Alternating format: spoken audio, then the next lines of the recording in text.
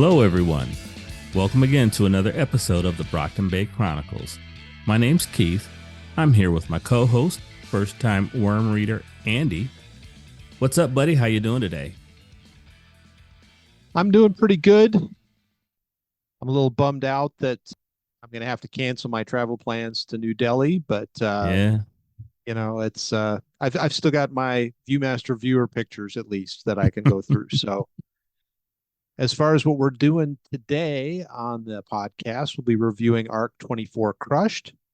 We've got some new business in the form of questions and comments. We sure do. It's been a little bit since we've addressed them, and we want to get started on those right away. So here we have our new contributor, Sonia Kwan. A couple of comments from Sonia. First one is 4 months late, but in Greek mythology, Echidna's primary epithet was Mother of Monsters. I'm a mythology buff, so when her code name was brought up, I found it satisfyingly appropriate. Second comment from Sonia. After Worm, the natural choice would be Ward, but listening to all of these podcasts, I'm struck by a commonality of themes in Wildbow's latest complete work, Pale. I suspect you two would get a kick out of the exploration of paths in that setting, but it's so long that you might be at this for another decade. As I think about that statement, Sonia, I think my stepson has said that Pale might be his favorite of Wildbow's work. Tony, don't be mad at me if I'm misquoting you on that. So, but I know he does like it. Next, we hear from Megafire7. And this one's kind of a lengthy one, so I'm going to pick and choose a couple of segments to read here. So Megafire says, to add to what Alexandria's plan here was, yes, on the one hand, Taylor folding and acquiescing would have been one favorable outcome. But the pressure Alexandria was putting on her could have led to another outcome she would have been happy with. She ratchets up the pressure until Taylor snaps, does something ill-advised, leaving Alexandria with just cause to railroad her to the birdcage, where she will never arrive, of course, because Cauldron has resources and would like Taylor to be one of those resources, presumably. And then skipping a little further ahead in the comment, also, yeah, there was no gentle tranquilizing happening here. Tag pistol whipped her, smashed her face into the table, and she refused to call off the attack on the guy she was convinced was actively helping Alexandria kill her friends. You can call it spite, but I can't bring myself to be upset at all. She leaves even Miss Militia alone. Anyway, that's 3 dead PRT directors to her name. Each one of them was morally justified. Care to comment on that, Andy? I mean, as usual, Megafire does bring up some good points here. For sure. Yeah, I hadn't considered that Alexandria could have hijacked Taylor at some point and brought her into the Cauldron fold, willingly or unwillingly, and that would have been a very interesting turn of events. Very thought-provoking to think about that. Yeah, I'm not sure. As far as I'm not sure that Cauldron. I'm going to think about that because I'm not sure Cauldron could, pistol whip Taylor into following their game plan. But go ahead. Sorry. Well, I think about like Numbers Man and Contessa. They'd maybe be able to put her in a really untenable position. Where it's like, you can do what we want, or all your friends can die. What do you think? Where are you going to go? And we've already seen that she doesn't like being in that position, and they have the facilities to lock her down and everything, and so I don't know. It would have been interesting. Would have been cool fan fiction, I guess. Maybe somebody's done that already and put that out there.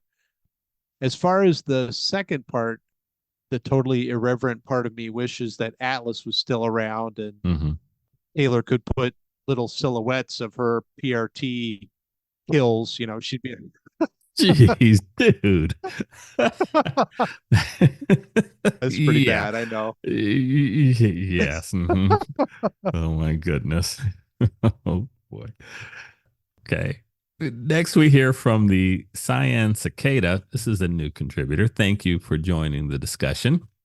I really dig this podcast, and it's welcome accompaniment to my second listening of Worm. But do you think y'all could post which chapters you're covering in your two-parters? You know, thank you for that suggestion. That was painfully obvious. I'm embarrassed it didn't come to me sooner. And so I actually went back and started doing that. Thank you, Science Cicada. That's a good suggestion there. Sometimes we miss the simple and obvious things. Anyway, next we hear from Johannes E. Johannes says, the reason they didn't expect a direct attack on the command structure by another cape is due to the Endbringer truce. Everyone who volunteers to fight an Endbringer is supposed to put all political affiliations up to and including differences between heroes and villains aside for the duration of the event, because an Endbringer is a scary enough encounter to require all hands on deck. Of course, relying on this social contract became a liability when one person decided to screw the consequences and ruin everything for everyone in the name of petty revenge. And all of this planned years in advance by another Endbringer too. Yeah, the Seamerg wins. Comments there, Andy? Well, yeah, he brings up a great point about the social contract. An even broader social contract was that the heroes were all on the up and up, and that the protectorate was Not actively corrupt. trying not corrupt, yeah. And so that once that major support of the social contract collapsed, then you've got to kind of question everything. Mm-hmm. Now, it's like when you're playing a sport and you get blindsided. You can only watch for so many things happening at once. Yeah. And Behemoth was consuming everybody's full attention. So you should have in the back of your mind a little bit of a paranoia flag that is everybody still pulling in the same direction, or is anybody getting a little jiggy here? Yeah. But when different detonations of different energy types are going off every 2 seconds, kind of hard to keep that in the back of your mind. The interesting thing, though, is that if Seamerg planned this years ago, did she also plan for Behemoth to be destroyed at the end of this section? Not to throw out any spoilers there, but I read an interesting series, and one of the things was every time one of the really bad arch enemies died, the others gained some strength from that somehow. Ooh. Like the total amount of strength for the arch enemies had to stay the same. So if there were 10 of them, they all had 10%. If there were 3 of them, they all had 33%. So I don't know. Maybe it's something like that too. Interesting question. Yeah, interesting to get thinking about that kind of stuff. Well, if they knew that he knew that it knew that they knew, Yeah, and look at what Wildbow has done to you. He's turned loose your imagination there, bud. Exactly. Finally, we hear from Vale. I convinced a friend to read Worm this week. They're almost to arc 22. Many readers get hooked and speed binge their first read, unable to put the book down due to the constant and consistent, interesting, and important events and well-written world character story. In light of that, how does it feel to you reading slowly and methodically, sharing your thoughts and insights as you go? Do you still have a pull to read fast? Does the serial format you are mostly following by delaying for your podcast feel good? Thoughts? Well, I'll start with the last part there, and it does not feel good. I was an epic binge reader back in the day. I've slowed down a little bit as I've been moving through my life, but with a great story like this, it would be very easy for me to take every spare moment and keep jamming through it, have it going on multiple different screens, or even audiobook if I was traveling. So that's still very challenging for me, especially like you said, with this being such a great story. Yeah. I think the fact that we are doing the podcast though is actually helping, because it makes me kind of go back and forth a little bit more, try to do a little more analysis, Mm-hmm. think a little bit more deeply about it. Kind of like when you see a movie the first time, like I can still remember watching Indiana Jones the first time, and Sure. it was just action every second, and it's just on and on and on, and you're just totally absorbed in it. And I loved it, but I wanted to watch it again because I knew I had kind of missed stuff, and just because I was watching the stuff flying all over the screen. Right. And so I think pacing ourselves this way has caused me to try to look around a little bit more and maybe dig in a little deeper, rather than just being on the wild roller coaster at 100 miles Mm-hmm. an hour and loving every second of it, but being sure that oh wow, I didn't even know that was there, or Right. just flying by stuff and looking the other way when I was going through it. Yeah, there's a whole lot of me sending Tony text. Hey, what about this? And is this what I missed the first time? Is that what they meant by that? And so I know what you mean, man. It's for me, it's been, and I've said it before, it's been a lot of fun to see things in the story that I blew past the first time, and caused me to give deeper thought to what's going on inside the world, and looking around in this world that Wildbow has constructed, a little stopping and smelling the roses metaphorically, so as it were. Definitely, yeah, I agree with that. Thank you for the questions and comments, everyone. Please keep them coming. And with that, we are ready to begin our review. Picking up chapter 1. Boy, so Weaver is trying to, looking at this broad thing, Weaver is trying to navigate the line between her old life as an undersider and her life needing to be part of the wards. And we see that throughout this arc. It's difficult, but I think she manages it. Early on in this chapter, we see her getting analysis from or not analysis, getting input from the wards, trying to find out what each one of them brings to the table as she begins to put on her field general hat. Yeah, this was challenging. It kind of reminded me of scenes in like World War II movies where Mm-hmm. a bunch of different platoons have been decimated, and so the ranking person just pulls a bunch of people together in a foxhole and says, "What do we got?" Yeah.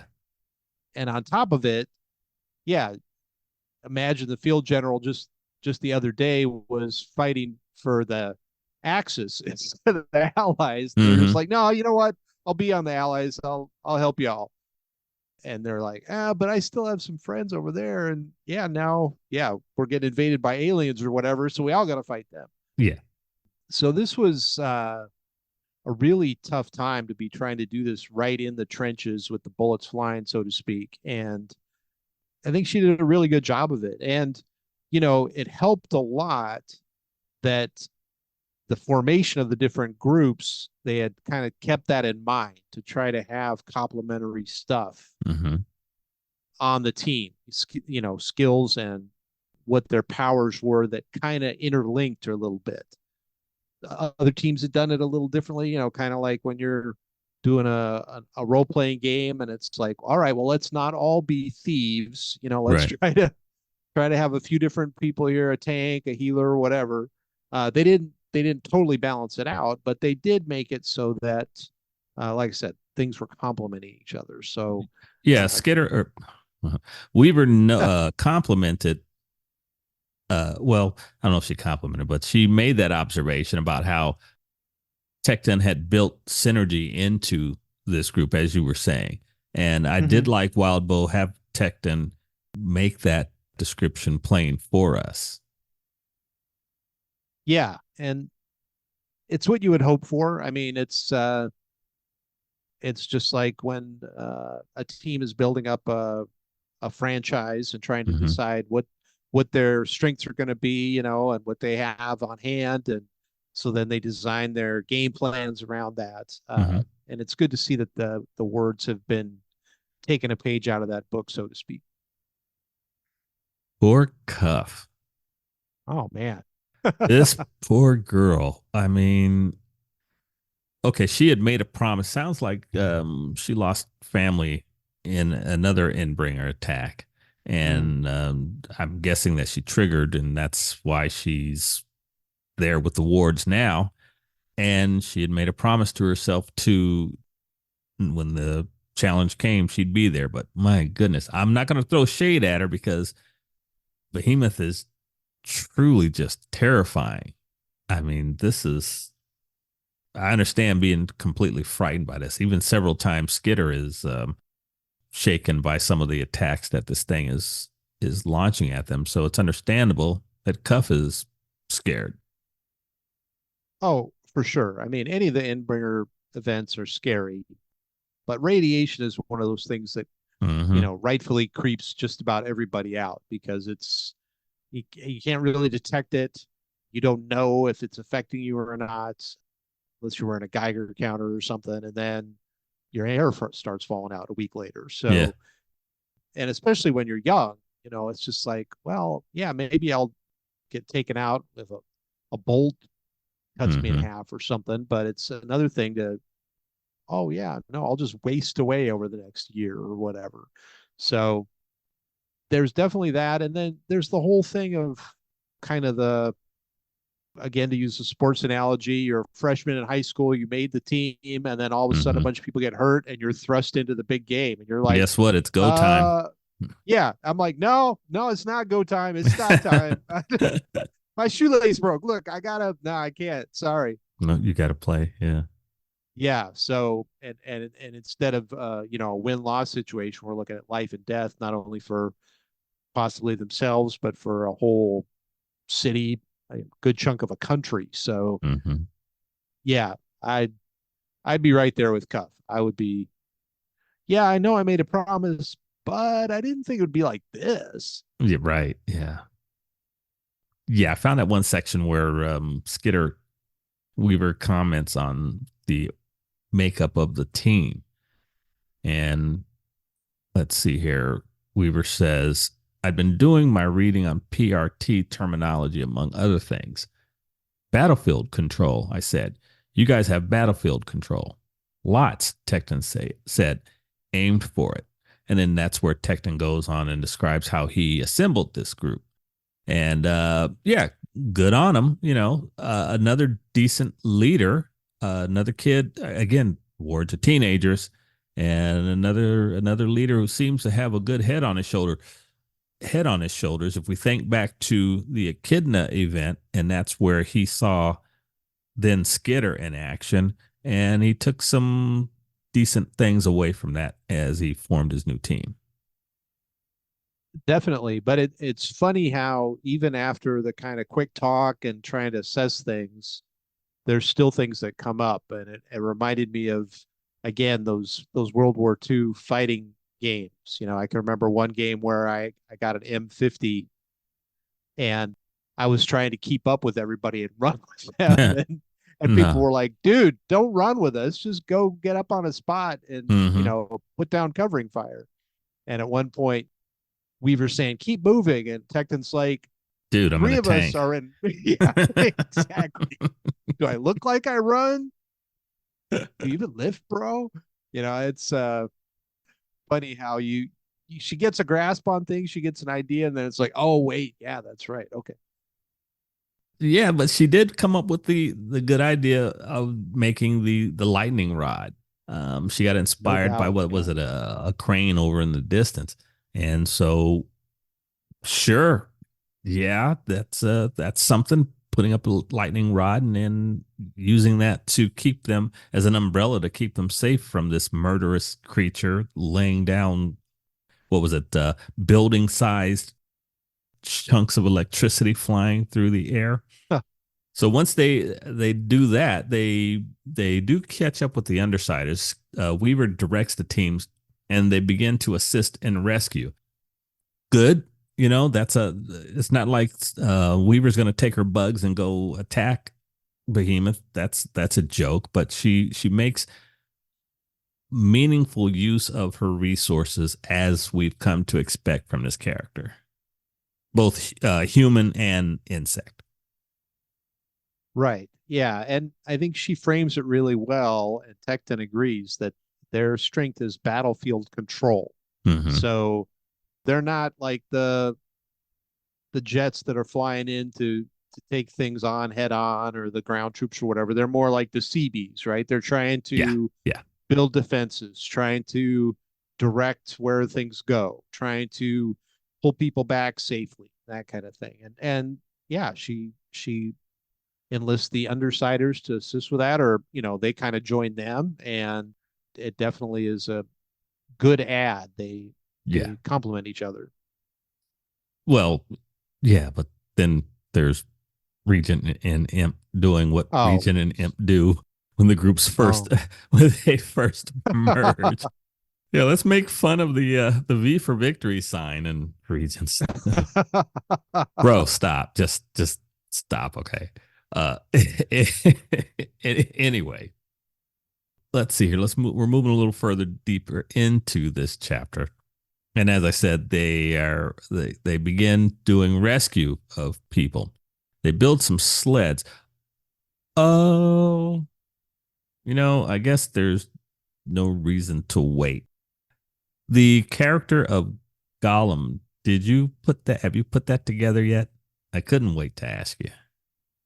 Well, I racked my brain and I couldn't, so I kind of cheated, and I looked at the tags, and I saw Theo in there. I'm like, okay. There you go. Theo's name isn't mentioned anywhere, but Gollum is. And then as you read through the chapter, it mentions white supremacist background and the Brockton Bay connection. So I'm like, all right, that's got to be Theo. Okay, yeah, good deal. Yes, it is. Yeah, we can cover that when we hit the interlude, but I had to ask to see if you had made that connection yet. Okay. Yeah, Legend and Eidolon are there. Great. We need the heavy hitters. Oh, right. At this point, Weaver has no idea that the command structure has been struck down by Punk Cody, but yeah, they're in the fight trying to harass the Endbringer, trying to keep him off kilter. And then as we're heading to the end of the chapter, let's see here. A crash heavier than any we'd had yet made the dogs stumble. It was very nearly overturned the sleds. Bitch had fallen from where she sat on Bentley's back. And then Skitter gets up, pokes her head up from around a building, and sees Alexandria. And let's see here. It says here, I pressed the button. This is on the armband. I pressed the button. Asked Defiant who the hell that's supposed to be if it's not Alexandria. Surprise? Oh my gosh. Yeah. I was just like, what the heck is going on here? That really, I was totally unexpected. As we go through this, it's like, the coin drops. It's like, oh, okay. I didn't realize that's how that worked, but right. But at this point, yeah, I was totally shocked. I mean, on the one hand, you're okay, great. It's nice to have another heavy hitter, but on the other hand, is this zombie Alexandria? How isn't she supposed to be dead? Kind of thing. We're all Skitter at that moment. We're all Weaver at that moment, trying to go like, what is this chick doing back here in the fight? Anyway, moving on into chapter 2, the Weaver and the team head to move their the injured to safety, and they come across some locals. Boy, this was an whole eerie situation where she believes they've run into some of what they call the cold capes. That was a scary thing. Yeah, and that whole, we were talking earlier about kind of the truce and how everybody participates in everything, but apparently that's not how it works in India. Mm-mm. You've got the folks that are kind of the visible ones, the heroes, if you will, and they're the hot Mm-hmm. parahumans, and they're helping out. But the cold ones are more like troglodytes. They're always under the radar, hiding out underground, and they don't get involved even if their country's coming down around their ears. So yeah, you figure you're just getting into this scary underworld kind of thing with these folks. And then it turns out, of course, to be worse, as Wildbow tends to make it. Yeah, you know what? As we're moving through this, if there are segments of the fight itself, I know I'm blowing past a lot of the detailed areas of the fight, but if there are segments that you want to stop and address, please bring them up as we go forward. Okay. Weaver splits the team up, and she and the wards take the injured. They follow these locals down into a cavern, and that whole encounter, this hiding place underground, was weird. Poor Tecton, as they're walking down the cavern, these big corridors, he's like, "Hey, I think some of these were made by capes or parahumans," and Weaver's like, "No, no, no, shh, ixnay on the cabernet, just don't let them know that you on to them, bro. We're surrounded by these people." Yeah, it's pretty unpleasant for them to be thinking it's one thing and then, oh, wait a minute, it's something else. One thing I did want to jump back is that Mm-hmm. Weaver does get confirmation that Alexandria is gone from PRT custody. Right. Yes. And she's like, oh man, this we thought she was dead. Yeah, yeah, because at this point, surely Weaver's thinking, is revenge? Is she going to come up and try to extract vengeance on me or for attempting to kill her? Exactly. I mean, that would be my thought. It's like, well, let's see, what are the possible outcomes here? Behemoth gets driven off and Alexandria kills me, or Behemoth wins and I die that way. Wow, this day just keeps getting worse. Yeah. So after they get down into the large area underground, the cape that Weaver calls Cat's Eyes tells them, "Okay, we've got these people. You guys need to go back up to the surface and go fight." And Weaver's like, "Nah, hey, this is an endbringer. We need everybody, all hands on deck. Why don't you guys come help out?" And Cat's Eye says, "No, not our duty, yours." Weaver says, "It's everyone's duty." And he says, "We handle enemy you don't see. You costumes help enemies above ground. Scare Prahathma, I hope that's correct, away." Prathama? Prathama, yeah. Thank you. Prathama. Scare Prathama away. Like it's easy. We need your help. Everyone's help. Later, Cat's Eye says, "We fight subtle war." What could be more dangerous than or more important than dealing with an endbringer? I don't know. That's a tough one. And I mean, kind the of just kind of throwing main it out there, but you right.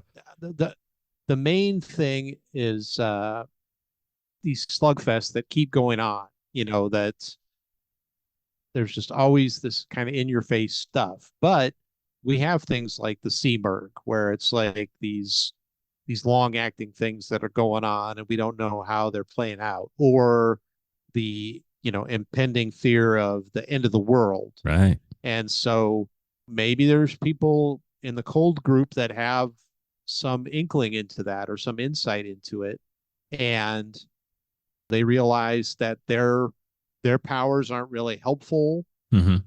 in the slugfest thing, so they're taking a different approach. But it's it's very jarring compared to how things go, how they went against the other one, Leviathan, Yeah. where everybody jumped in. I mean, it was shoulder to shoulder, didn't care what side of the wall you're on. So, but that's the picture Wildbow showed us. Yeah. I'm sure there were people that didn't show up that, were villains like Coil or whatever that didn't actively participate because they had their own schemes going. So Yeah. the Slaughterhouse Nine, for instance, didn't show up and start trying to do things. So Heck, man, it'd have uh, helped. They'd have helped the Endbringer. wait a minute, who's that on his shoulders? That ain't right. It's Jack. What's he doing? Oh Oh man, my goodness. Shatterbird just put a bunch of bits of glass in the water. What's going on? We're all Jeez. getting cut Jeez. up and water blasted. Anyway. Yeah. Here's one question though.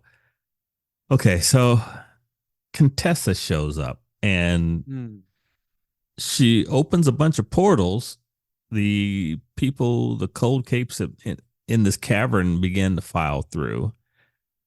Skitter's like, no, wait, stop, even though she knows she has no cred with anybody. And for whatever insane reason, she decides to start a fight with Contessa, the boogeyman, as they call her. I mean, come on, girl. You know what she's capable of. Maybe not fully capable. You don't know fully what she can do, but I mean, you've seen her in action. People have told you to be afraid of her, and yet you think you can stop her. Yeah, this was a bit of a head scratcher. I chalked it up to her just being in battle mode and kind of the shock of these folks not wanting to help. And Yeah, even then, Tecton's like, maybe we shouldn't. right. But yeah, Weaver's got her bit in her mouth and she's just like, nope, I'm going. Y'all can do whatever you want, but I'm going to fight. Contessa proceeds to effortlessly spank the wards. I mean, there's no other way to put it. Yeah, I was definitely brought to mind of that scene at the end of The Matrix where Oh, Neo puts right. one hand behind his back and is looking the Yeah. other way and just blocking everything, and then knocks the person all the way down the hall. The agent, it was just like effortless. Yeah, it's just like, oh wait, I don't even want to get my cuff wrinkled here, so I'm not going Mm-mm. to use that arm. Mm-hmm. I just got new set of nails, so yeah, I'll just use my elbow. Pretty pretty demoralizing. And she says her power is she wins. She sees the path to victory. That's a new one. That's pretty amazing. So, the first thing I thought of when I saw that was, well, why isn't she fighting Mammoth? Yeah. And I'm like, oh, because that's unwinnable for her.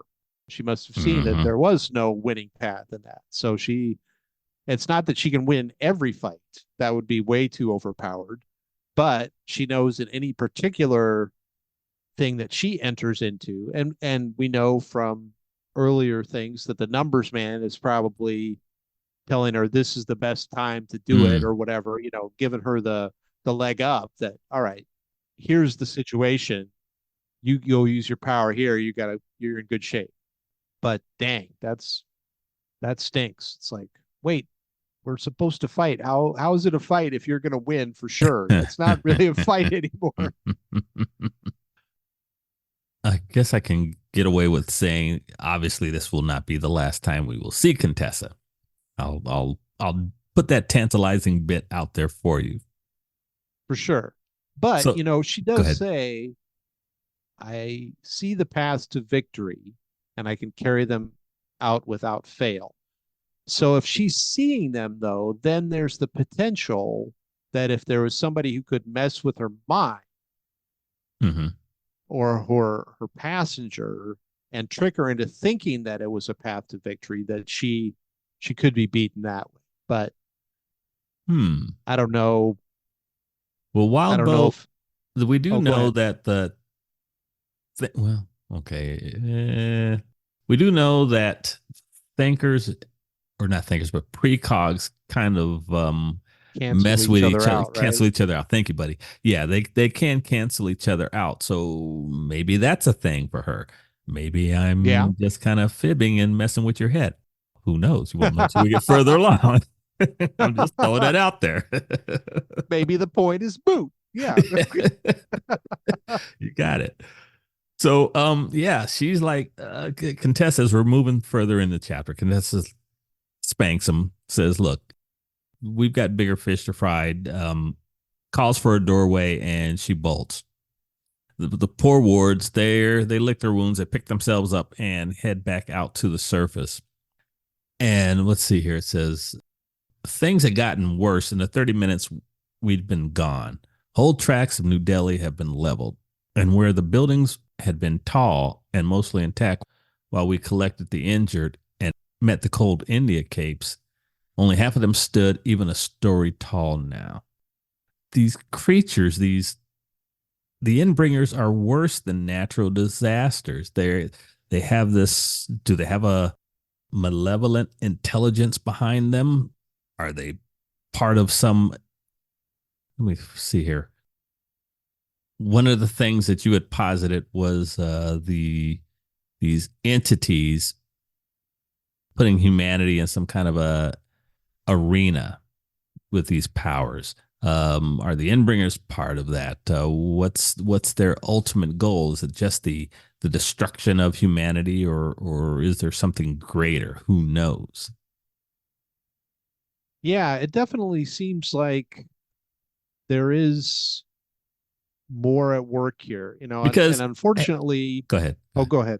Well, I was gonna say because Wildbow doesn't wouldn't just have evil for evil's sake. Nowhere in this story has he had destructive characters just for destructive, for the sake of destruction, has he?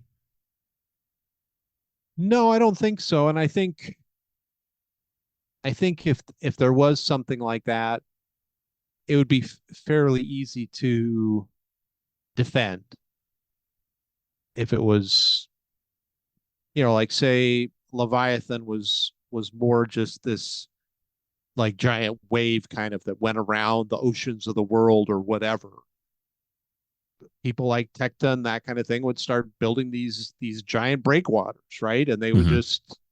they would just erect barriers, and you would have monitoring on them, and you would go put it up, and so if it was just this thing rushing around just trying to destroy every coastline and that was it, then they would come up with a strategy to battle it. But when you've got this thing that's kind of saying, I know you're wanting to kind of protect things, and I know you don't want your friends to die, there's like this underlying thing here that it's Mm-hmm. able to feint in one direction a little bit and then go after something else. And it definitely seems like there's some kind of animal cunning there Mm-hmm. that's at work. And yeah, it would make sense that it's kind of the instigator, maybe, if you will, Mm. or Okay. the winnowing tool, that you're weeding out stuff. If the goal was to try to develop like an ultimate champion, say they're trying to see who's the baddest of the bad, and then that'll be our person to go out fight this even worse thing. Uh-huh. Then yeah, you want some stuff that's gonna keep disrupting the status quo and keep rebalancing things, and the Endbringers do that very well. Yeah, it may not be fair of me to lead you down these various rabbit holes. I mean, we've got some pretty significant things coming up in the story in the near future, and so I'm trying to bring back some of the things that we've discussed earlier, trying to form a well-rounded picture to just to get your mind thinking holistically, I guess you could say. In addition to that, it obviously helping myself as I do when I'm communicating with Tony, look more broadly at the story. So every now and again, as we get towards some of these climactic events, I may put out a false flag just because. Sure, that's fine. So they're back above ground, and Taylor gets the armband to give her an update. And this is where she finds out the situation with the command structure. Chevalier's out of action. Rhyme is currently in control. Legend is out of commission. There's instructions on where everybody's supposed to fall back and do defensive lines. Scion is on the other side of the planet picking daisies or something, and then Tattletale is out. I mean, nothing good is going on. No, and Taylor even points out that, all right, after half an hour down below, I would think I'd come out and there'd be like a hole blasted in him, or he'd be on fire or Yeah. something. But it's like he looks like he's doing pretty good. He's not limping. He doesn't slouch. His flesh seems to be kind of healing up even, and Mm-hmm. it's like, and yet there definitely seem to be people that are down, and so this seems like way worse than the last time we did an Endbringer kind of thing. Yeah, and it kind of goes to the shattered nature of the U.S. protectorate. The We've already talked about that in the previous episode. Coming into this fight, they're just disjointed, and they're kind of the linchpin for battles in other countries. Hey, we gather around and organize and go forth and try to deal with these things, and none of that is happening here. Let's see here. Taylor does go and meet up with Tattletale. Let's see here. Yeah, we're moving on we're going into chapter 3. Yeah, she helps evacuate a building. Prior to going to see Tattletale, she finds what she believes to be the thinkers and tinkers of the effort up on top of one of the buildings. I believe it happens to be the one that Tattletale and Chevalier and Accord had been in. And she helps effect a rescue. Pretty clever, using her spider silk to help get folks down on a zip line, so to speak. Yeah, I thought that was really good. And she has some trouble communicating with folks, but finds somebody who can help facilitate that. And they're able to work through it. And she kind of monitors how the lines are holding up to the stuff going on. And they're able to get a lot of the folks out of that situation. So that's good. They're again doing the battlefield control type function. And it's like when there's one of those giant 3-alarm fires, you're just one of the crews. Yeah. Just try to take care of the flames where you're at. Try not to think about the whole thing might blow up at any minute. Just do what you can. One thing that occurs to me just now is as I'm thinking about this in the previous arc, at no point does the terror factor wane in this. Wildbow keeps us petrified for these entire 2 arcs, as far as I can tell. Even in the down moments where Weaver is talking to Tattletale, when the team eventually comes together and Morin's region. We'll come to that shortly, but it's still terrifying. This whole long track of writing. Yeah, just before this section with the rescue, they're trying something. Weaver says, "Let's do the antlion pit thing," and so they're trying to make a hole. They think they're kind of having some luck with it, and different people are pitching in, and it's starting to slow Behemoth down. And then all of a sudden, Behemoth changes his tactics, blows up some stuff, and then he starts running. Yeah. And there aren't enough people. They aren't coordinated enough to try to stop him. And so, yeah, it's just, that this thing, even when they're underground, even when they're in a building, even when they're doing something, this thing is still rampaging around. I half expected at any minute when they were doing something that a claw would come down through the ceiling or through the wall, like on what do they call it? Universal Studios tours or whatever, sure. That just, here comes King Kong's hand through the window, So yeah, it was always there in the background, even though there were other things going on. It never left you. Like you said, the terror was always present. Yeah, the radiation, the lightning, the roar. how many different ways can I kill you today? That's kind of that's kind of Behemoth's just his modus operandi. Let me mess around. Let me roll the dice and see what insanely terrifying weapon I'm going to use to slaughter this cape. Let's see here. Weaver helps evacuate the building, and then she goes and finds Tattletale. And Tattletale says, even though she's not able to talk, they communicate with a pen and paper. And Tattletale encourages Weaver to go find or attempt to locate what Behemoth is after, and she does so. Again, it definitely seems like there's some kind of greater intelligence here. Now, the fact that Behemoth controls energy Mm-hmm. makes sense that he would sense a big energy source. Now, he may not be smart enough to know whether it's something that is a weapon to be used against him or if it's something that he can somehow benefit from. But Right. he definitely uses it as his target, and it's not at all. People were expecting that he was just going for the Taj Mahal, say, or some kind of. Sure. I know that's in a different city, but he's going for some kind of landmark or something. But it doesn't seem like it, and Tattletale is able to figure it out and points Weaver in that direction. Yeah. She takes off. She tells the wards that she's going to go out and run an errand, more or less. And she meets up. She meets up with two other capes. One of them named I believe it's Particulate and Kismet. And the three of them run into this new cape named Fierce. I believe we could say he's an Indian cold cape. And boy, he's got this incredible weapon. He's one of the, let me see here, maybe not since Jack has she come across someone that she could verbally joust with like this, and it was just the art of just the conversation was terrifying. It kind of reminded me of some of the interactions with Accord Mm-hmm.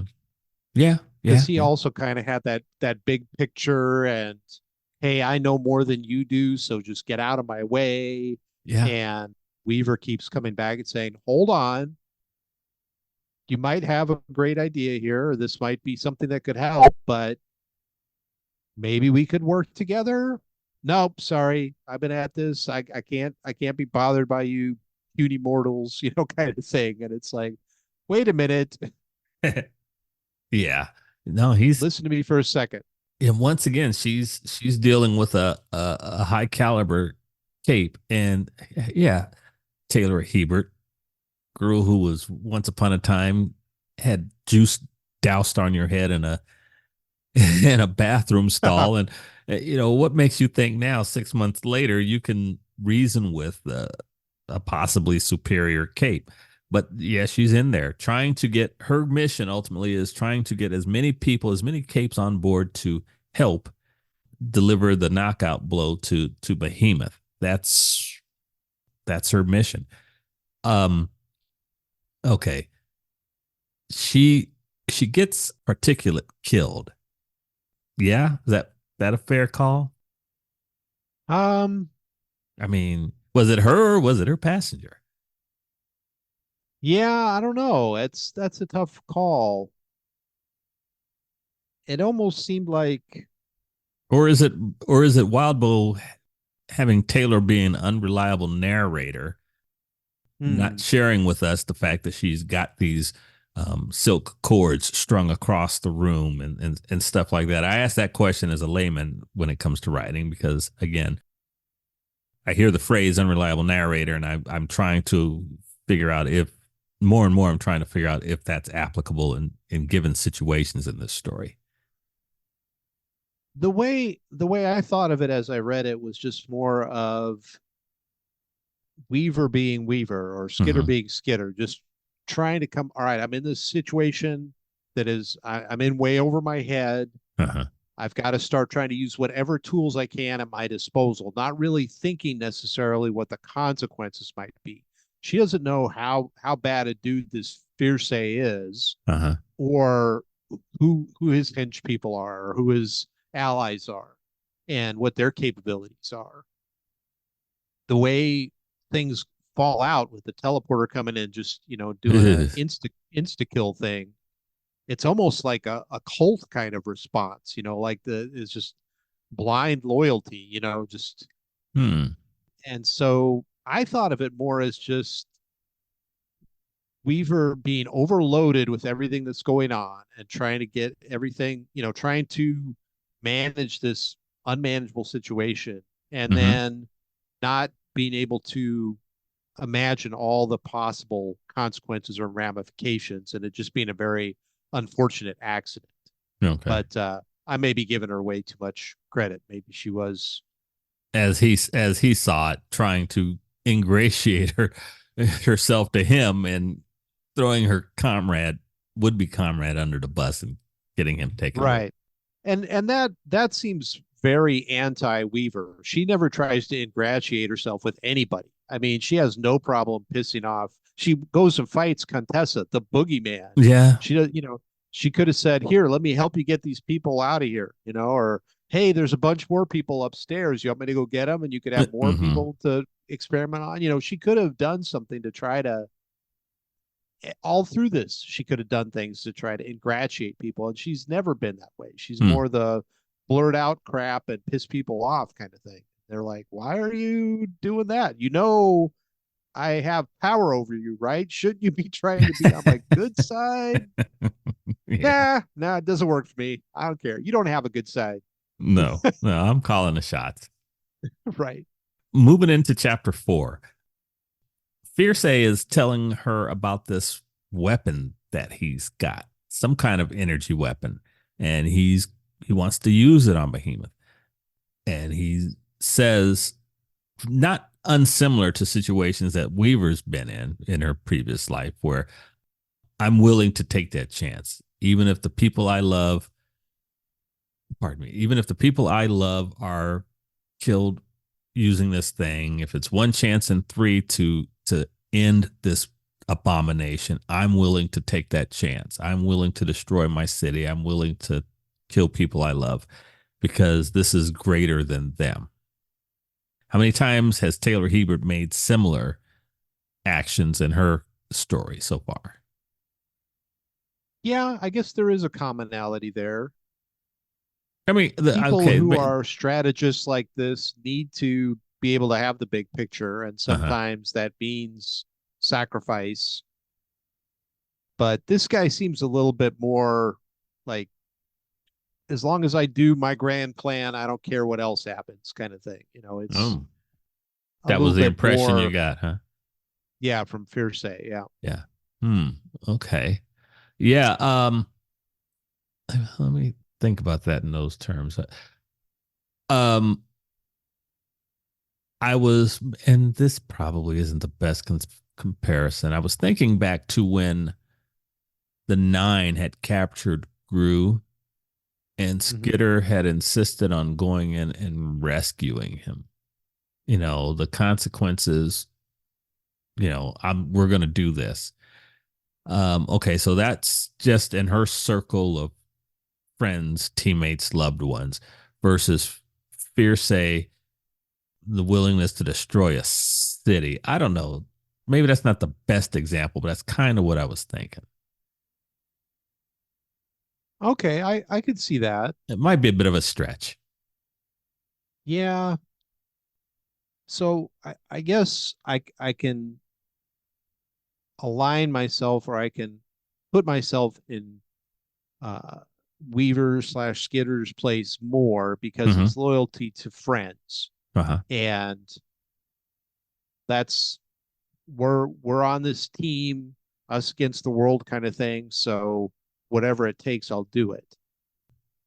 Whereas Fierce's thing is more like, I will be remembered as the person who did X. It's not really it seems much more of a grandiose kind of way of looking at things, rather than trying to, the world, everyone in the world are my family, and if it takes me having to hurt part of the family to save all of it, then I'll do that. It doesn't seem like he has that kind of personal connection. It seems a little more clinical or sterile than that, Hmm. or psychotic. I don't know. Sorry. You had me at clinical, and I was like, yeah, sterile. Okay, psychotic. Oh, maybe deranged, I mean, perhaps. he does touch on it in here. He Yeah, says, "I have no faith left after 10 years. We this are a is true. wretched, petty species." And so he's looking at like, well, even if millions of wretched, petty humans have to die, if we save the world, that's that's a good Hmm. thing. So he's Okay. looking at it, yeah, I guess more clinically, Hmm. just Yeah. No, I'm glad you brought that up. Yeah, the comment about us being a wretched and petty species, because that sums up his outlook in a nutshell. But she convinces him of the necessity to try to work with the capes outside, and so he agrees. He appreciates her challenging his thinking on this whole matter. And so she agreed, pardon me, he agrees with Weaver. Hey, I'll give you 15 minutes to get everybody as organized as possible, or, if I see that the heroes can't fight any longer, then I'm going to use this thing. And that's just how it's going to have to be. So he teleports her outside. And then she spends the next little while desperately trying to get to the people in charge, and then trying to get them to listen, and then trying to organize the remaining capes. And please, Fierce, don't fire the weapon just yet. yeah, and again, the folks that are battling have been whittled down even more. Yes. There's fewer and fewer people, and Behemoth is, yeah, just doing his spinner of energy weapons that he can use. And oh, all right, fire, cool. Yeah. I haven't used that one in a couple of turns. I'll roast these people over here. Got a little cooking action going on, a little barbecue over there on the west side. So it's pretty brutal, and she's really having a hard time, yeah, finding people and getting everything together, and also trying to take in that we may not have 15 minutes. Mm-hmm. No, he's set the parameters for how long he'll wait, and if he sees things going south, then too bad, so sad. That's it. I'm going to use this thing. She does come up with an idea on how that they can injure or slow down Behemoth. Well, two things, I guess. She comes up with a clever way to use chains and foils power, and then she outlines an idea on how to get Eidolon to the force field around Behemoth to help direct as much of Fierce's weapon out harmlessly into space as possible. So she's making moves, and she's making a real impact in this entire fight. Definitely. I do have to touch on one thing though, and Yeah. that's when Annex needs to get going, and he doesn't have any way to get Oh. where he needs to go. And so, Oh. yeah, I mean, it's one thing to have like bugs in your costume, but to Yeah. have another dude like costume, I mean, that was something else, man. there is some weirdness to this whole story. Even now, Wildbow comes up with new ways to make you go, Yeah. yeah, okay, that's just funky. So things actually get real as they're setting up prior to Fierce firing his weapon. Imp is caught. She's stuck down behind a piece of debris trying to rescue one of the Yangban. Yeah. And then Regent makes this sacrifice from out of nowhere. The guy who looked at death in the face time and time again and laughed, the guy with no real sense of fear, I guess you could say, a devil, not a devil may care attitude, but certainly a whatever attitude. He sacrifices himself for Imp. Yeah, I did not Did not expect that. I knew they were close, and Mm-hmm. they seemed to be kind of kindred, irreverent spirits, Yeah. that were happy to be in the peanut gallery throwing popcorn at people, and Yeah. I guess I'll help out, I guess, kind of thing. But yeah, I didn't expect him to go for it. Although, thinking back, he's always been the one that's been kind of like the end of the world's coming in a few years anyway. So how much time do Mm-hmm. any of us have? So I guess from that aspect, he was a little bit thinking that he didn't have a bunch of time on his side anyway, but I didn't expect him to go out this way. Okay. All right. Let's leave that there and come back to it. So he does by his death, he does buy Imp a way out. Weaver is able to use her flight pack to go over, sends it over to Imp, and then uses it to drag her to safety. Because at one point, Weaver's like, "Oh my God, if we let her die, Gru is never going to forgive us. He'll Hmm. probably have a third trigger event and kill us all." So yeah, that's not something that she wants to happen. Fierce fires his weapon after they set everything up. Force field. They cut Behemoth with the chain and so forth. Fierce fires the weapon, and it doesn't kill him. It wounds him grievously, but it still doesn't kill Behemoth. And we're moving into chapter 5 here.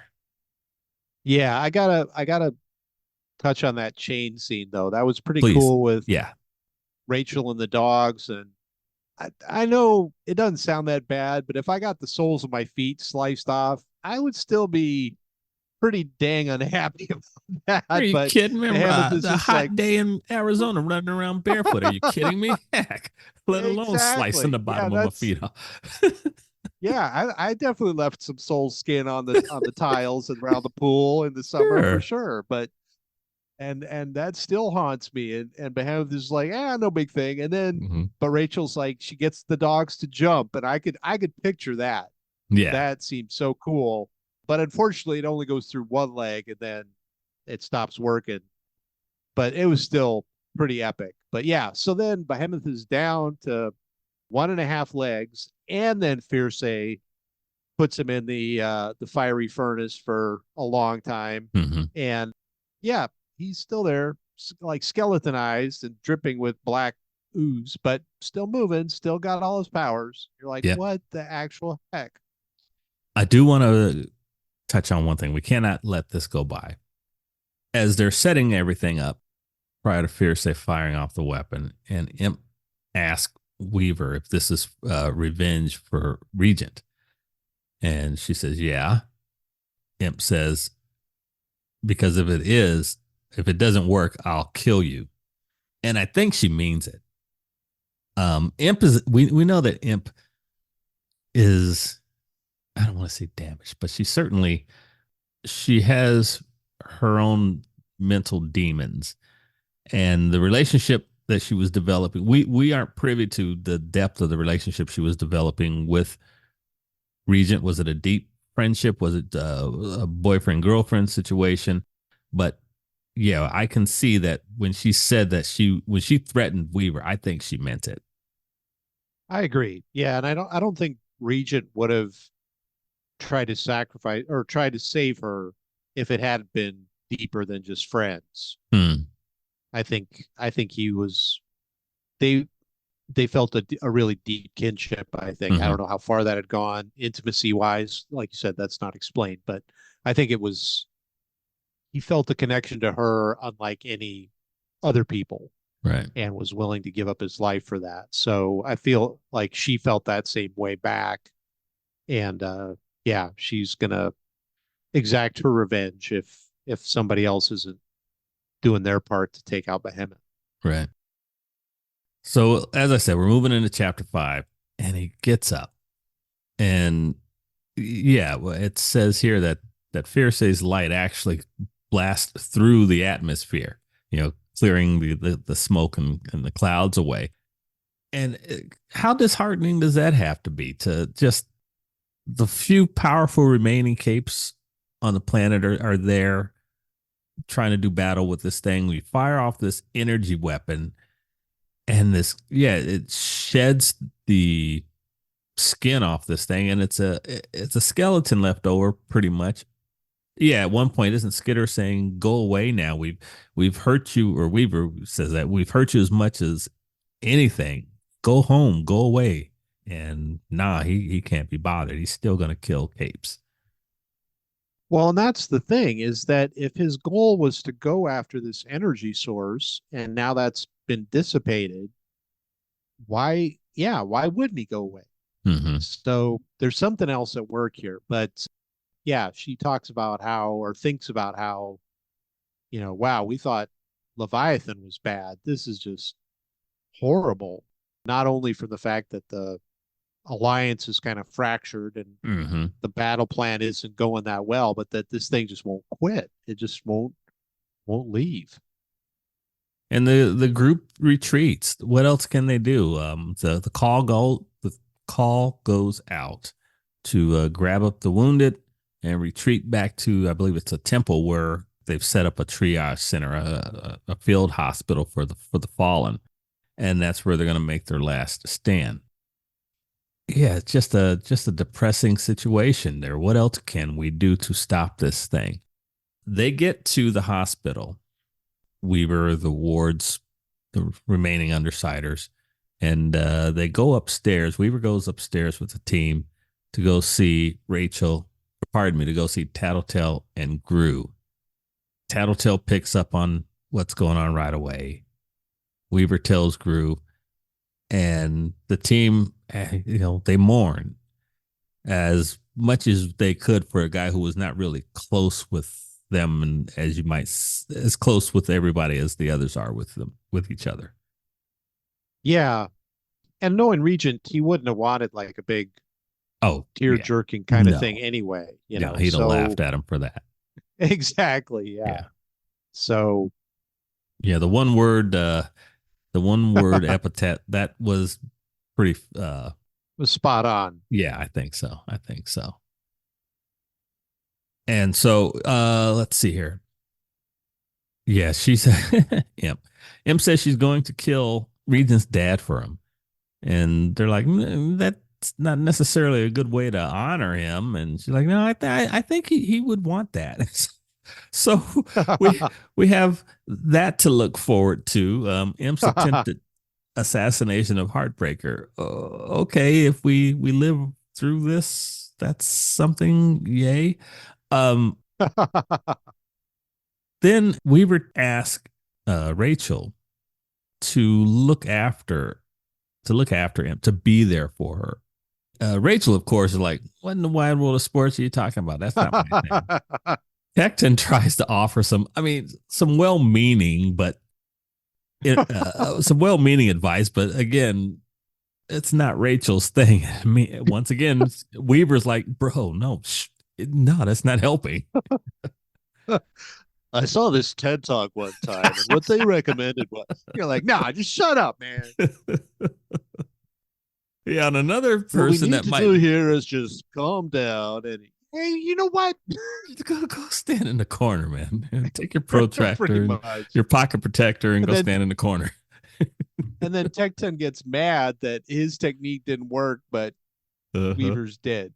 Yeah. And it's like, dude, it's not, what are you, 17? It's not like you got a degree in psychology. And this is the middle of the worst ever battlefield. So don't feel bad. I don't think you were brought here for your psych skills, dude. Just let it go. But whatever.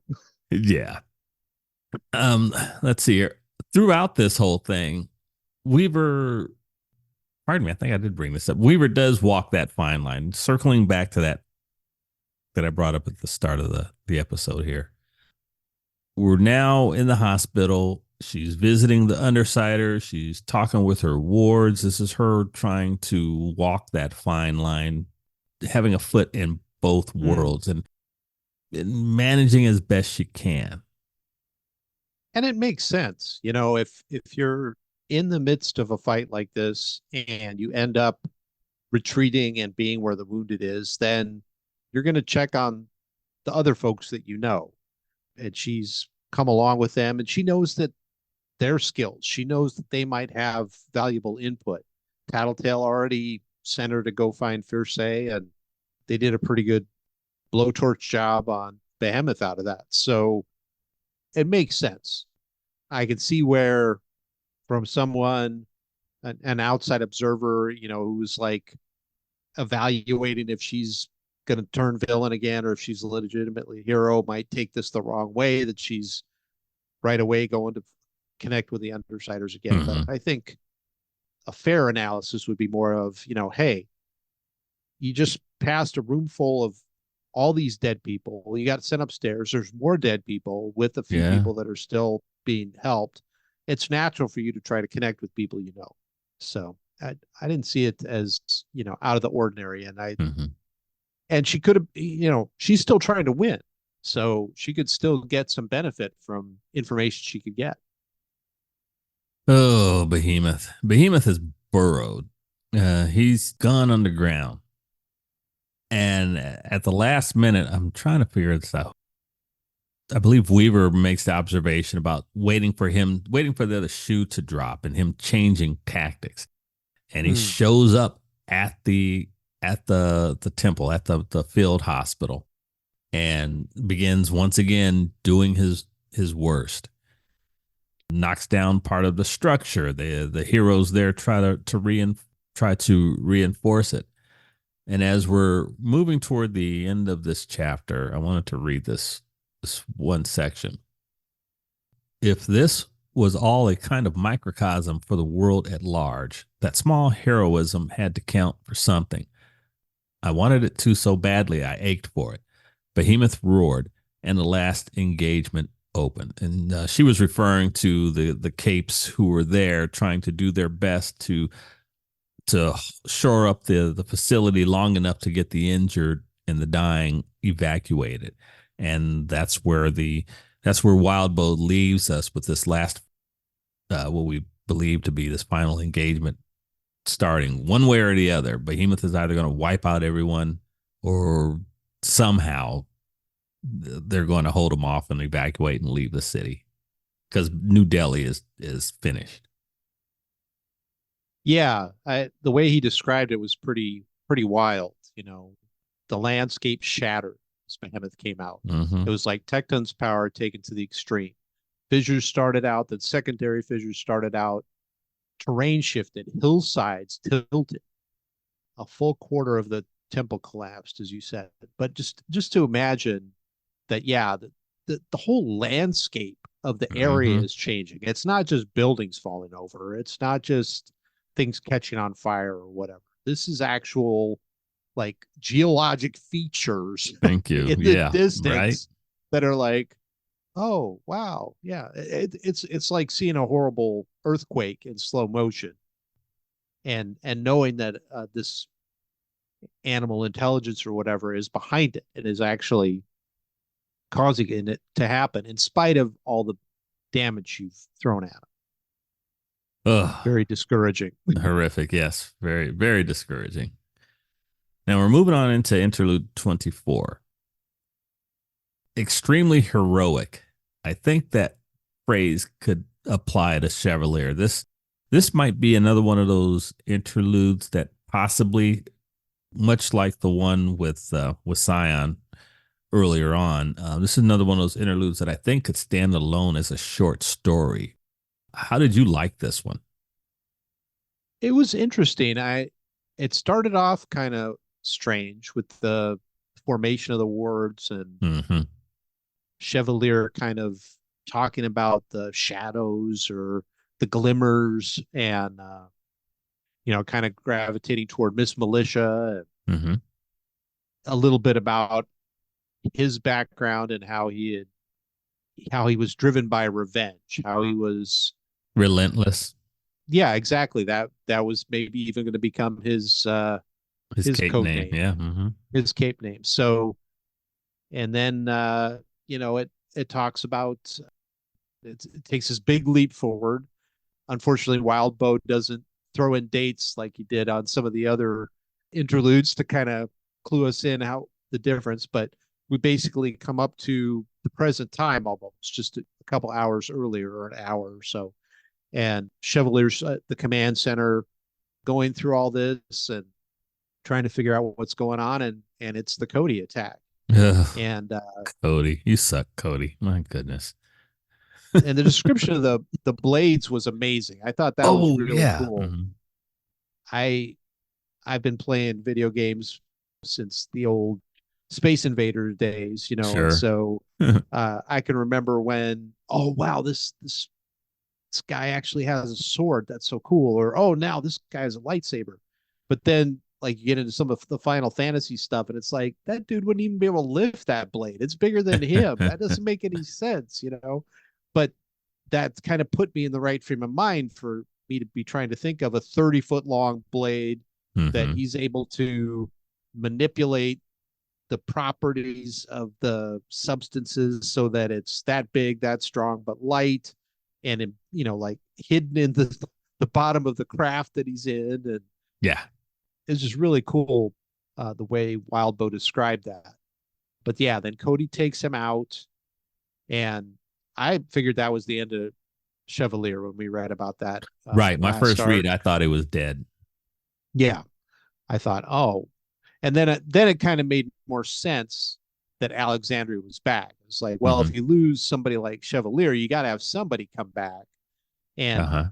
I don't know how it worked, but yeah, this balances the table a little bit more. But then, yeah, talk about heroism. Mm-hmm.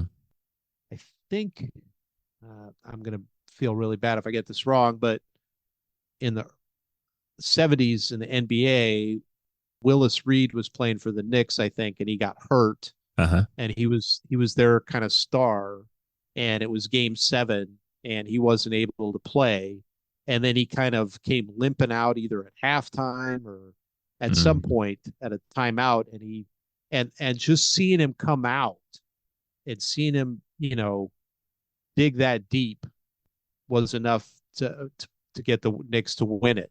Sure.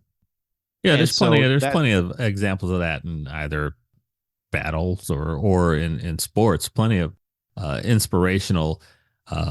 Okay, I'm hurt and I've still got to help my squad, and that inspiring and uplifting the performance of those around them.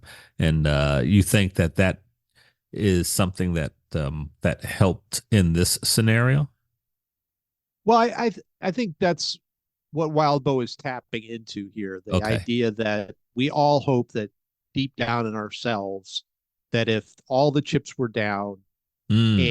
and we were the one that it was on our shoulders that we needed to do something, that we'd be able to pull ourselves up out of the mud and Gotcha. crawl if we had to, but we'd get it done. And I think Wildbow did an amazing job describing this. How, even at one point, Chevalier's thinking, I could just fall from here. I'd probably be all Mm-hmm. right. And it'd save me having to do these steps. That's how bad he's feeling. Sure. Is he just, I'd rather take a 15-foot fall than have to take 10 more steps. Yeah, because But early on, he's admonishing himself. He's like, I can't miss this fight. This, how can I be taken out and not fight and we lose? And I'm gonna hate myself if I don't even swing my sword once in this thing. right. Yeah. But he just keeps coming, and Yeah. He, Tattletale's there trying to give him oh the yeah. scoop, and he's just like, you know what? I don't need to never tell me the odds. I'm just Yep. Yep. I got things to do. Yes, Even if it Captain hurts. Obvious. I know the situation. Here, help me put on my armor. Here, lift this up. Like, do the back now. Okay, all right. I gotta go. Gotta date with an Right. end ringer. Um, and so he gets himself up and he staggers outside and he goes to fight a nuclear powered radioactive lightning throwing monstrosity. He's trying to cobble together the remnants of what their original plan was. I guess he was going to help. He'd fight this thing, and they had various lines, defensive lines, there or traps they were going to have set up for him. And part of that had he was going to be covered by, oh goodness, who's Usher. Usher, thank you, buddy. Yeah, Usher's power was they were hoping would provide cover enough for him to get into Behemoth's kill aura. Boy, talk about rolling the dice. Yeah, it's not like anybody wanted to like experiment on that ahead of time. No. It's like, yeah, Yeah. I'll just walk into the nuclear reactor. Are you on? Really? Did you turn it on? Are you good? Are you powered? Did you sleep well? Because I'm going into the reactor now. Okay. Yep. Yep. Yeah, nobody wanted to try that. We'll just like, Mm-mm. no, we'll just wing it. It Oh, should work, right? hey, I want to touch real briefly on his these glimmers or shadows as he Mm. refers to them now as an adult.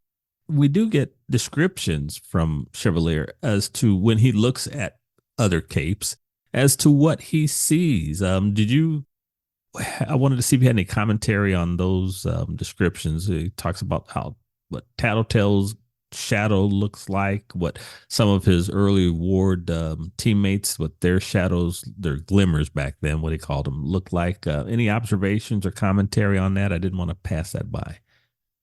Yeah, I thought that was really a cool way of doing it. And I think Wildbow framed it really well in that Chevalier is getting some kind of input, but Mm-hmm. it's like when we dream and we try to put it into a context or make a story out of it, even though it's just random firings in our brain. Yeah. He's trying to figure out, well, what's the context? And so, yeah, with Tattletale, it's eyes everywhere, different Mm-hmm. kind of eyes looking in different directions. And that definitely suits her power. That seems to go along with her power. But then Accord's thing is just like the corner of a desk and a computer kind of in the background. And you're like, Uh-huh. okay, well, was that there when he triggered? It's how much is, his power isn't to be a desk that supports a computer. That doesn't make any sense. Mm-hmm. So then it's these different bits and pieces, back at the ward portion of it, Miss Militia, he just saw her Mm-hmm. with one child in pain surrounded by a bunch of other children screaming. So and then sometimes it changes when he sees them later, it's something different. And so he's not sure at one point if somebody's had a second trigger event because it seems like their shadow is a lot different. Or hero, the description of what his Mm, shadow was, some kind of an entity, a large entity that was drawing figures in the right. dirt, because hero was a thinker, Yeah. or not a thinker, a tinker, excuse me. So yeah, it's very interesting glimpse, but once again, it's very thought provoking, but doesn't give any answers Mm. really.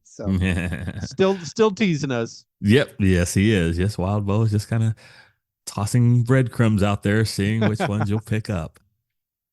Yeah. So after, yeah, Tattletale, as she's helping Chevalier get his armor on, she does give him some useful information about Behemoth, and Mm. recommends or identifies what she calls the core, and where she thinks that that might be the best place to strike. So with that information, that's when Chevalier heads out the door and begins his final march toward Behemoth, and uses its cannon blade, fires that at him at one point. Also, during his effort against Behemoth, he notices that a disc of metal goes flying through the Endbringer. Team Weaver and the wards actually, I'm guessing, yeah, they made a giant disc, imbued it with Foyle's power, and had Tecton throw it.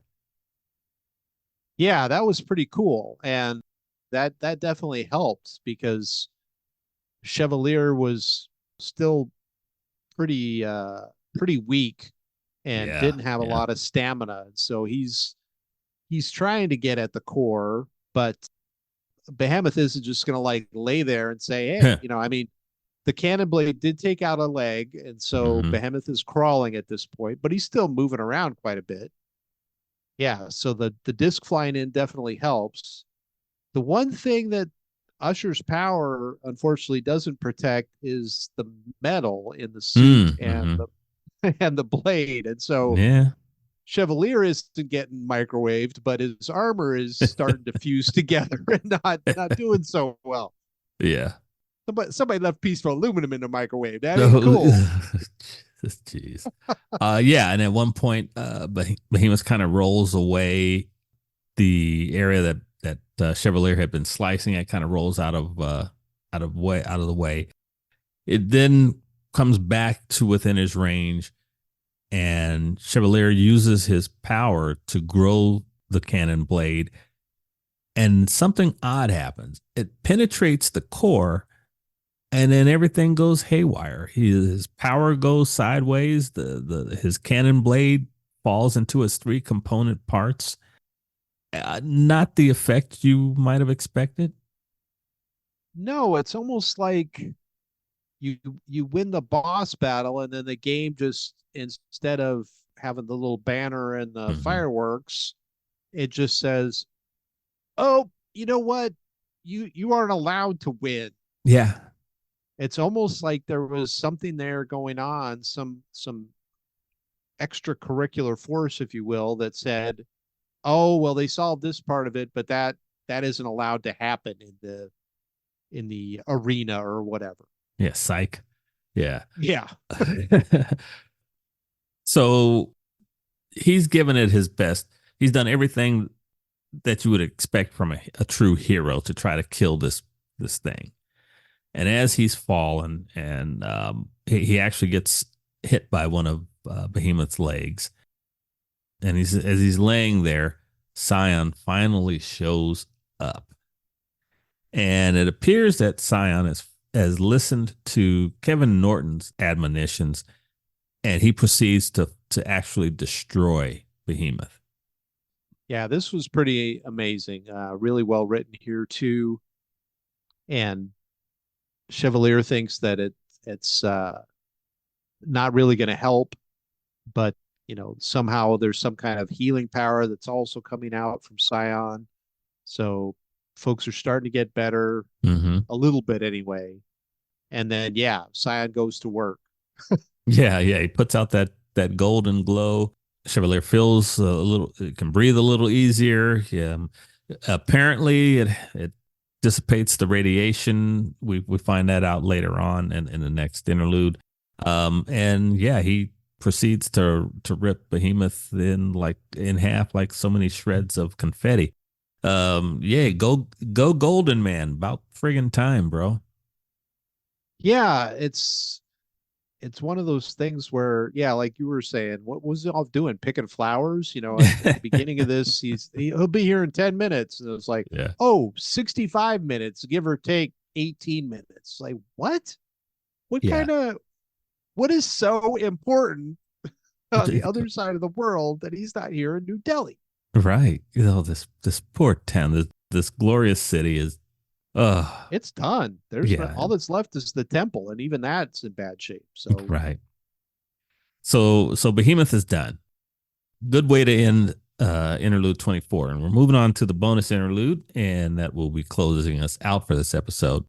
And this is one where Wildbow takes us to several different POVs. We get the wards being evacuated and coming to a decision about Weaver. We get Pretender talking to Satyr. Pretender is now the one. Yeah, we kind of went past that. Pretender is the one actually occupying Alexandria's body. Alexandria, yeah. Yeah. Colin is trying to fix Dragon. Taylor calls her dad, and it doesn't necessarily go well. And she has a discussion with Glenn at the end of it all. Also, we get some glimpses from the Parahumans online, and I do want to mention that this was the final of the 3 full cast interlude or full cast readings that the team from the Worm audiobook project, the group by Rain, they had a full cast reading for this one, and once again, it was excellent. So those of you who are actually just reading the text at Wildbow's website, consider giving a listen to that as you read through it as well. Those guys did a really good job for it's just a fan made project, and show them some love. It's really well done. But anyway, Andy, let's pick this thing apart. pick the highlights out and let's talk about them. Well, I as a computer nerd, I really liked the stuff where Defiant was trying to bring Dragon back. Yeah. I've been playing around with different frameworks and stuff, trying to do some new stuff. And when you bring in new packages, you get these same kind of things. There are these scrolling logs that happen, and sometimes stuff works, and sometimes says, "Oh, I couldn't find this. Let me go try to get this other thing to bootstrap this other thing in," and so I thought that was really well crafted in the story. I got a kick out of that. One thing I was kind of surprised at during the wards section was that they weren't talking about restoring Wanton's arm at all, either by giving him some kind of special tinker arm Mm-hmm. or through some kind of healing. Now, I like the way Wanton played it up. I thought Sure. he did pretty good. That was pretty funny. He's in a lot better spirits than I would have been, but I mean, Oh, for sure. maybe he's still on the high of just the adrenaline rush. But yeah, go ahead. Well, and yeah, it does say he's high on drugs too. Yeah, no, that's true. Yeah. but yeah, beating an Endbringer, Mm-hmm. I'd be able to keep a smile on my face for a long time after that happened. I think if I had been on the ground and how grim that was. And So that it's not like these wards were in the background. They were frontline combatants at times. So yeah, they could be proud of that. for sure. I mean, they saw crap that nobody else saw. I mean, this whole Mm-hmm. thing with Contessa down underground, nobody Yeah. else knows about that. And so it's just wild. Now, I'm not a fan of the Parahumans online bits, Right. but Yeah, I know. I thought this was good the way it pointed out how the footage got out there. I thought that was a good Yes. way to highlight that and be like, oh my gosh. I mean, we have natural disasters. There's stuff that happens. There's horrible war stuff that goes on. I Mm-hmm. usually can't bring myself to watch that kind of stuff. Not that I'm a hugely empathetic person, but it's just too much. I Sure. No, I can't. get it. But and they even touch on it a little bit in these Parahuman Online postings where people are like, "Oh, I saw this and I had to stop watching. Yeah. Too real." So, but it was a good way to bring it out. But then, of course, we end up with Weaver coming to see Glenn, and Yeah, she wasn't happy. no, And I get it. I understand. In my first read, I didn't appreciate the whole camera thing, but now I do understand the impact of that. I get where Glenn was going with this, and he appeals to the strategist. He's like, "Girl, think big. Why would I risk? I knew I was going to get fired if I did this, and yet." In my mind, it was worth doing so. Why would I do this? I need to talk to the strategist Weaver, not the teenage girl Taylor. What drove my decision to do this? And she finally comes down a little bit, and she begins to see what he was driving toward. yeah, and I don't blame her at all. No, no, because there was She's intimate stuff said there well, on that and film. she's got her whole strategy mapped out in her head of how she's going to, repurpose her image, how she's going to become a hero, and Glenn didn't give her any insight that he was using her kind of as a pawn in a much bigger Mm-hmm. scheme. And so it takes her time to realize, oh, okay, yeah, you just blew up all my plans. Let me try to take a minute here and see if your plans don't totally suck. Um, there's an interesting point at the end of this where Glenn gives her his card and Mm-hmm. she says, "Can we talk about something right now? It's my dad." And so, skipping Yeah, back to the conversation with her dad, she can tell her dad is what she calls scared of her. I think it's more that he's in awe of her. I tried to put interesting. myself in his position. And the only thing I could come up with is, I'm a huge fan of my son. I Mm-hmm. tell people I want to be my son when I grow up, Mm-hmm. because he's an amazing young man. He's done all sorts of stuff. He was on a robotics team, and he wrote an essay that led to his mentor winning the Mentor of the Year award for Wow. one of the years he was there. And I saw the mentor reading the thing over and over again and crying, Wow. guy older than us, Hmm. sobbing silently because he was like, wow, it finally, somebody really understands what I went through. Sure. But the thing that really kind of put me in awe of my son a little bit was when he told me that the project he had worked on in his internship at NASA, he Hmm. got to sign his name on it, and it's hanging in the Smithsonian Air and Space Museum now. So my Nice. son's name is in the air and one of my like holy of holies, my Mecca kind of. My Hmm. son's name is there. My name, my last name at least, is now there. And so that put my son kind of in a whole new light. Not that he did it himself. He was a small cog in the giant machine, but Yeah, but he participated. right. Here we have Taylor, she wasn't Scion, No. but she was there. She saved people. She came up with strategies. She slowed Behemoth down enough by working with Fierce that Scion It could bought show them up. time. Yeah, it bought them time. Yeah. So, as far as the dad is, he's got to be going, oh my gosh, my daughter is like Superwoman. I Uh-huh. mean, she is just, it's not that she's parahuman, oh, she's got powers. It's like she is at the top of the heap. So I see it as more awe and Interesting. Okay. rather than fear. I think I'm in the fear camp, but you're giving me something to chew on. I mean, Gotcha. I'm in the I think his hesitation, I think well, okay, maybe she did overreact because she was a bit emotional because I didn't think his hesitation was that long. She didn't give Mm, him a chance to respond. But okay, I get it. The moment silence that moment where he took mm-hmm. a breath before he responded was all she needed to hear and click. So I'm going to re-listen to that section again from the point of view that you just brought up and see if I see what I get from that. But I still think that yeah, there's he's coming at it from the I love you. You did these amazing things, but yeah, I'm a little scared of you, girl. And so Mm, that's kind of where I am. But anyway, gotcha. anything else in this interlude before we kick out of it? Did you want to bring up? I really liked the way it described how Defiant was trying to use a more recent backup. He had the option to go back to an Yes. old backup, but he had tricked Dragon into freeing her from her shackles of her creator. Hmm. And he didn't think he'd be able to use that same trick again. And so he didn't want to go to that far back of a backup. So he was really caught between a rock and a hard place here. But it was great to have it close out that Dragon actually starts speaking to him at the end. So, Yes. uh, Yeah. and Yeah. she says it says it's me. It's not. There's a certain amount of intimacy there. Hmm. So that was cool. Excellent. And that brings us to the end of this amazing arc.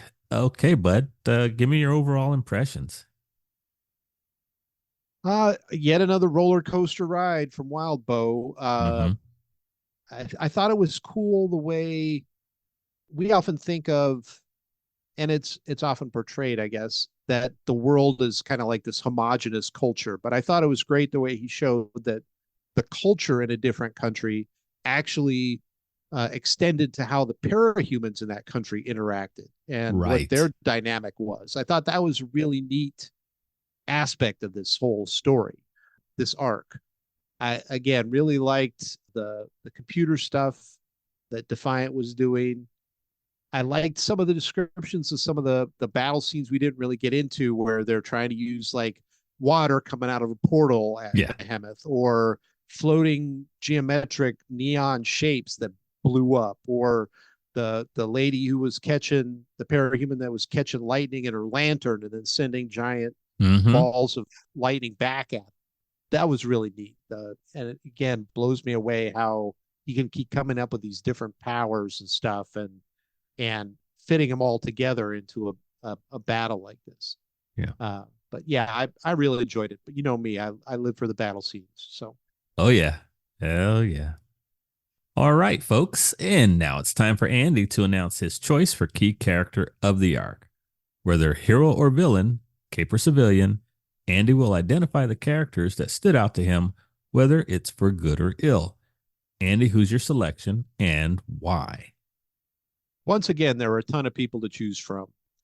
Fierce was big. Contessa played a big role. Pretender / Alexandria. Scion, obviously. Mm-hmm. But I'm going to have to go with Chevalier. I'm a sucker for that. Mm-hmm. Pick themselves up off the mat, bruised and bloodied, but not beaten, and get in there and fight. And it's not about it's the old Teddy Roosevelt thing. It's not about whether they win or lose. It's about that they had the courage to step in the ring. Yeah. It wasn't about whether Chevalier dealt the coup de grace. It was that he was there and doing it. You know, he got out of a bed full of, stitches and stuff. I do want to give an honorable mention to Regent, though.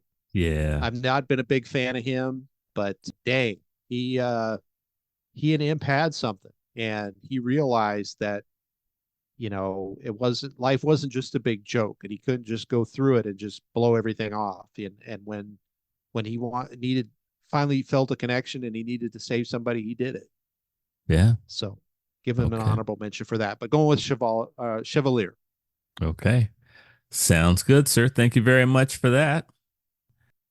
All right, everyone. That takes us through Arc 24. And so we'll be heading out for now. Thanks as always to everyone. We appreciate you listening, spending your time with us. We appreciate the questions and comments. Please keep them coming as always. And we hope you'll come back and join us as we dive into Arc 25. We're heading towards some big events coming up in this story, so please join us for that. So, and until next time, folks, take care. Thanks for putting up with us. I know we had a little bit of a gap there.